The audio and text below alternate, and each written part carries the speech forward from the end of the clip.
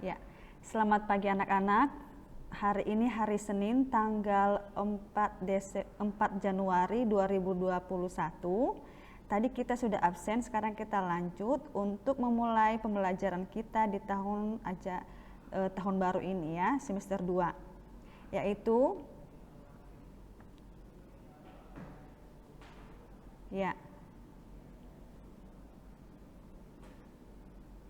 tema 5, pengalamanku, subtema 1, pengalamanku di rumah, pembelajaran yang pertama. Kita belajar tentang kalimat minta maaf, kedua satuan panjang ya. Nah, anak-anak sebelum kita melanjutkan, kita bernyanyi bersama-sama dengan judul lagu Pelangi-Pelangi ciptaan A.T. Mahmud. Anak-anak boleh ikutin gerakan dari rumah sambil bernyanyi dan menari juga boleh ya.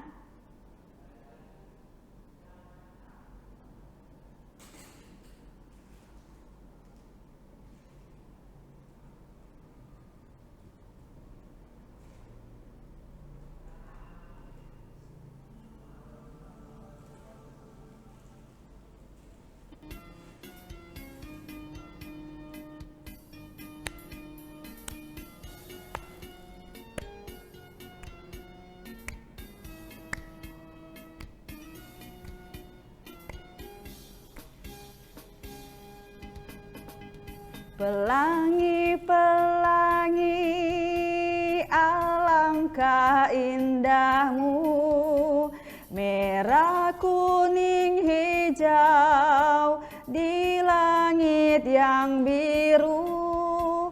Pelukismu agung, siapa gerangan, pelangi-pelangi ciptaan Tuhan.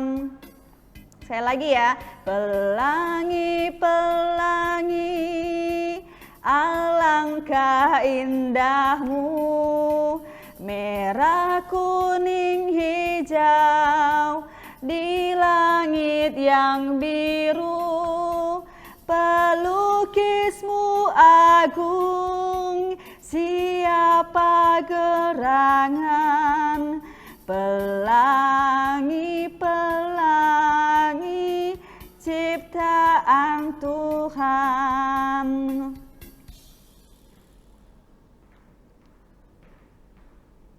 Nah, itu tadi lagunya anak-anak ya. Sekarang anak-anak perhatikan ada gambar di samping ya. Pertama ini gambarnya sedang kerja bakti, berkebun ya, sedang berkebun. Kemudian yang kedua yaitu sedang ada lomba puisi, mereka dapat juara. Dan yang ketiga ini sedang bermain, dan keempat adalah sedang berwisata ya. Sekarang kita buka halaman 1. Nah, kita baca bersama-sama. Pengalamanku, setiap orang memiliki pengalaman.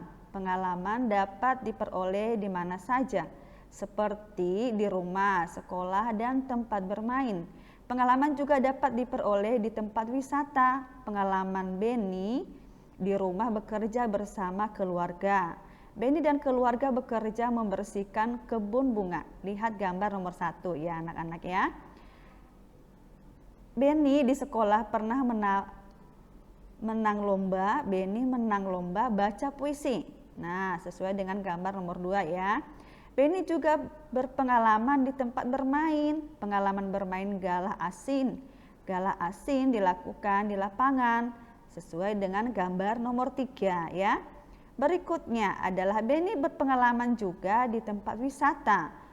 Benny pernah pergi ke Raja Ampat ya, sesuai dengan gambar nomor 4. Nah, anak-anak, ini masing-masing kita pasti punya pengalaman yang berbeda-beda ya. Nah, pengalaman itu macam-macam seperti yang ada pada gambar di samping. Ada pengalaman yang sedang bekerja bakti, kemudian yang ikut lomba puisi, menang, kemudian ada lagi yang pengalamannya senang di tempat bermain, dan begitu juga di tempat wisata yang seperti Raja Ampat salah satunya ya. Berikutnya, Nah, anak-anak perhatikan gambar berikut. Ini ibunya minta tolong agar Beni ini mengambilkan jam dinding. Nah, tetapi percakapan di samping menunjukkan sikap santun, sikap Beni santun kepada ibunya. Latihlah dirimu seperti Beni kepada ibunya. Beni menggunakan bahasa yang santun dalam meminta maaf. Ya, Beni.